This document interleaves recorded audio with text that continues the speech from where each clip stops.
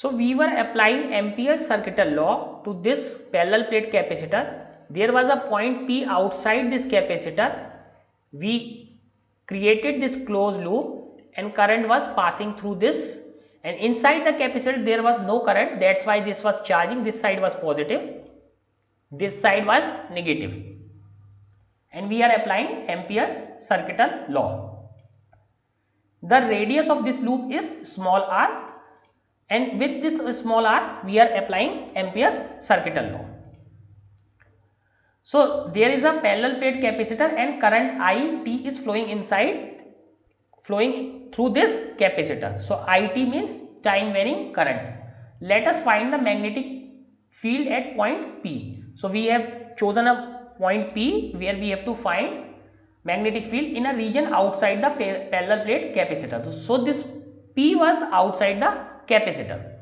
For this we consider a plane circular loop of radius r whose plane is perpendicular to the direction of current carrying wire. So this was our wire, current carrying wire, and we have assumed this is our circle, and on the boundary of this circle there was our point P.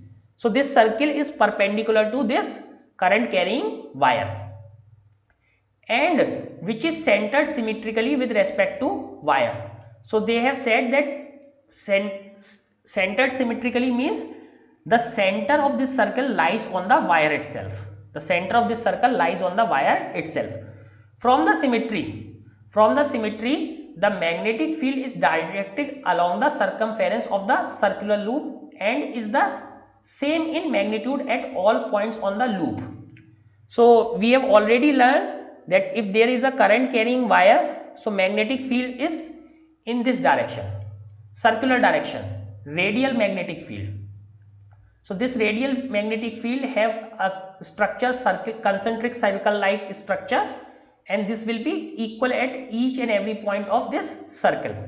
If we increase the radius of the circle, then magnetic field will decrease, but for this circular loop with equal radius and centered at this wire, the magnetic field will be radial but of equal magnitude.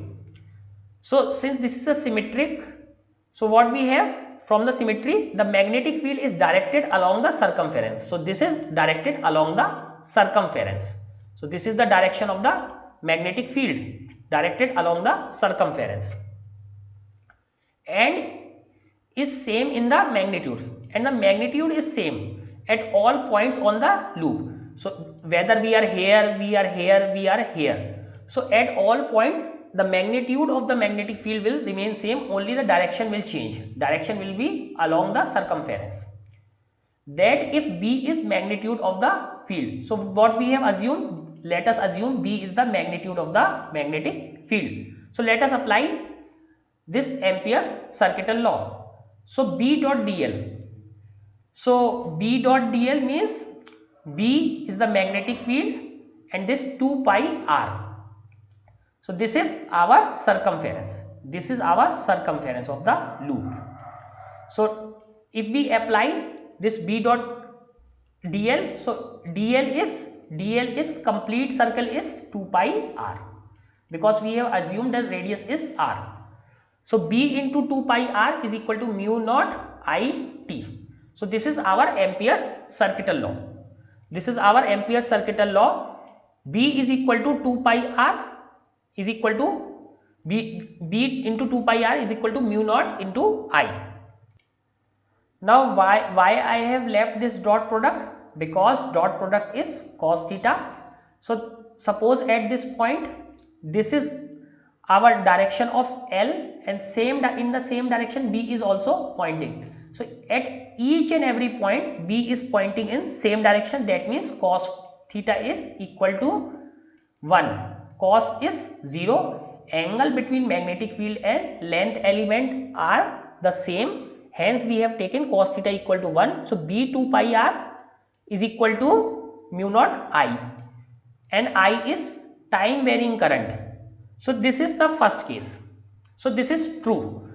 But let us see what happens in the next cases. So let us remember first case. What was the first case? B is equal to B into 2 pi r is equal to mu naught into I of t. So this is our first case. Now consider a different surface. So since this is Amperian loop and we can consider any Amperian loop. We can consider any Amperian loop. Now we are going to consider a different type of Amperian loop. Let us see what happens in this case. Now consider a different surface which has the same boundary. So here this was a circular disc and what was the boundary? This was the boundary. This was the boundary and this was a circular disc. This is a pot like surface. So we have all have seen the ink pots. So this is a ink pot like structure. So this is open and this thing is a pot like structure. This is a pot like structure. So this is a pot like surface which nowhere touches the current. So here what we see, it is touching the current nowhere. So here current is up to this, but since this boundary is open, so it is not touching the current. Previously this boundary was touching the current. Here it is closing this. It is closing this area of the capacitor, but it is not touching the current. But has its bottom between the capacitor plates. So where is its bottom? Its bottom is inside the capacitor plates. So this is an ink pot type structure. So it is open, it is touching this current nowhere, but has its bottom somewhere between the plates of the capacitor. Its mouth is circular loop mentioned above. So mouth is same as previously, but this is open. Another surface, so this is second case. We can consider another case as well. Let us see this third case. Another such surface is shaped like a tiffin box. So what we have made? So we have made a shape like a tiffin box. So this is a tiffin box and again its top surface or its lid is open. And this is a shape like a tiffin box. So this is a tiffin box kind of a structure and its lid is open. Such a surface is shaped like a tiffin box without the lid. So this is a tiffin box kind of a structure and it has no lid. On applying Ampere's circuital law to such surfaces with the same parameter. So what we see here, parameter is same 2 pi r. Here also perimeter is 2 pi r. Now let us apply the Ampere's circuital law in these cases. So ultimately this is enclosing the current. This thing is enclosing the current. This structure is also enclosing the current. Current is enclosed but not touched. In this circuit also current was enclosed but not touched. So the condition of Ampere's circuital law was fulfilled. Condition was that this circuital loop or loop should be such that it encloses the current, but it is not touching. We cannot take the Ampere circuital loop here because it is not enclosing the current. But in this case, if you see, this is enclosing the current. Current is somehow going through this loop, but it is not touching.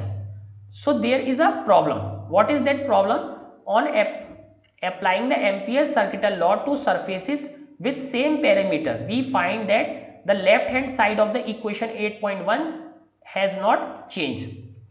So let us apply. So what is this perimeter? Perimeter on which point is there? So this is again b into 2 pi r. So this left side is same. In first case, what was this?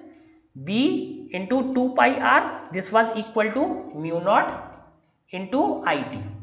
So this was first case. In second case, since no current is touched, this is equal to 0. This is equal to 0. Here also b into 2 pi r. Left hand side is b into 2 pi r and right hand side, because current I is not touched, so again it is 0. So there is a problem. We are solving the same problem. Here we are getting mu naught I. Here we are getting 0, here we are getting 0. So what is the problem? That problem was solved by Maxwell's displacement current. So let us understand this problem once again. So what we did? So we took a parallel plate capacitor and we tried to measure the magnetic field using Ampere's circuital law. So in first case, we make this a disc like shape and current is enclosed by this loop. Current is enclosed, and what we found? We found B into 2 pi r was simply because this circular loop was touching the current, so this was mu naught I t. In the second case, what we found? This is enclosing the current. This is enclosing the current but not touching the current. So what we found? B into 2 pi r must be equal to 0. Here in the third case also it is enclosing. We found B into 2 pi r is equal to 0. So what we found, that this result, same problem, we are using the Ampere's circuital law in the same way, because this surface is again same. So why we are getting different results? So that was solved with Maxwell's interpretation of the displacement current. So that is the problem that we are going to solve.